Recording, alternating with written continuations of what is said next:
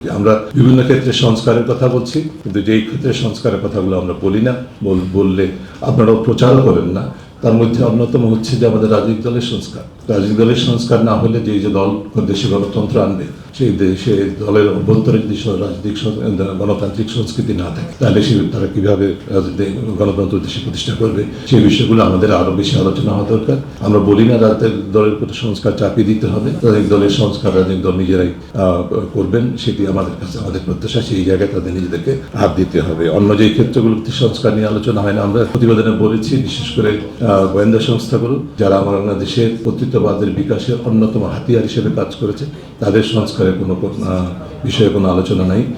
RAB বাতিল করার নিষিদ্ধ করার যে প্রস্তাব জাতীয় আন্তর্জাতিকভাবে জাতিসংঘের প্রতিবেদন সহ যে উত্থাপিত হয়েছে, প্রস্তাবনা এসছে বা সুপারিশ, সেটি সম্পর্কে কোনো সরকারের কোনো সুস্পষ্ট অবস্থান নেই, বরং পরোক্ষভাবে সেটার বিপরীত অবস্থান আমরা দেখতে পাচ্ছি।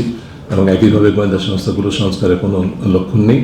যেই চর্চা প্রতিষ্ঠিত হয়েছে সেটার পরিবর্তন করতে হলে এই প্রতিষ্ঠানগুলোকে আমাদের সংস্কারের বিকল্প নেই বলে আমরা মনে করি।